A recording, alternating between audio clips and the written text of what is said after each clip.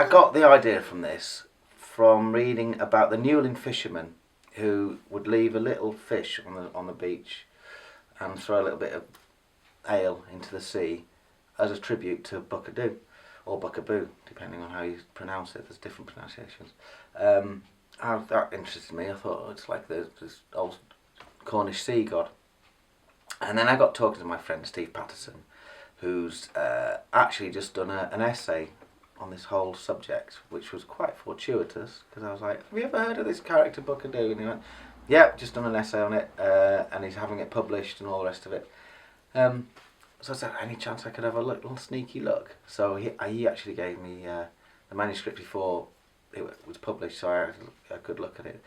And he goes really in depth into the whole story of this character. He was apparently a Phoenician god originally, one of their many pagan gods that they brought over to Cornwall, because a lot of trade between the Phoenicians and the Cornish. They used to come over for tin, and they traded in a lot of saffron, hence the saffron bun is very popular in Cornwall. Anyway, so they brought all these beliefs with them, and he sort of metamorphosed into several different sort of deities.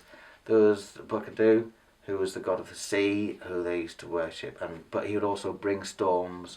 He was a jewel god as well. There's another side to him. There's a black and a white side, and he used to bring storms, but he also used to be a nice character as well. So it was a bit of you never knew where you stood with him really. He was a bit of a rogue, a bit of a villain, but also a lovable rogue. This is his essence. But also he became the knockers, which were the when the tin miners went down into the mines, they'd leave a little bit of the pasty behind or a little bit of food to the knockers, because they used to knock and warn of danger or lead you a merry dance and get you lost down the mine. So, and also the Piskies of the Moor. So he's sort of involved in a lot of the Cornish folklore as a root deity, which is quite interesting.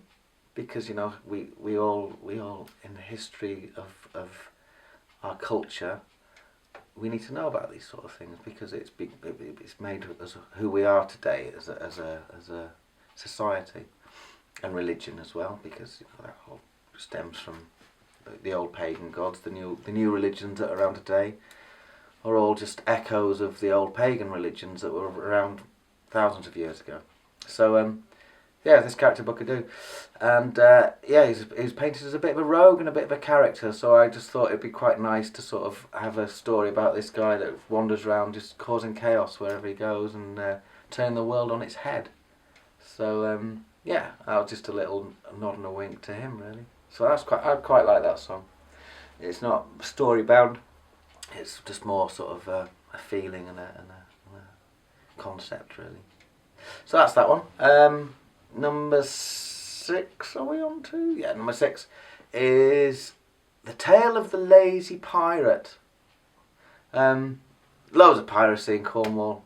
We lived in Falmouth for quite a long time, and the whole of Falmouth was built around one family, the Killigrew family, who were a bunch of rogues and pirates, who have got there's still their big house in the middle of town now, but they basically founded Falmouth.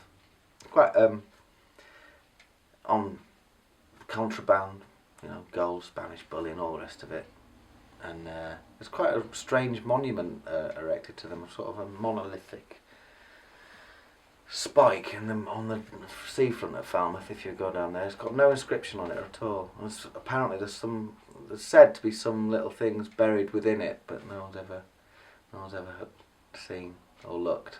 But yeah, this is just a tale of a reluctant pirate, or a young lad growing up in Cornwall who goes, oh, I want to be a pirate. But the reality of being a pirate is quite tough, and it's not an easy life, and you are bound to strict rules. There's still a hierarchy. It's not all a bunch of rogues together. And how he sort of decided he didn't want to be a pirate anymore. He didn't quite enjoy it, and it's just a little whimsical tale, really, of his jaunt into piracy. Yeah, so that was quite fun. So that's number 6.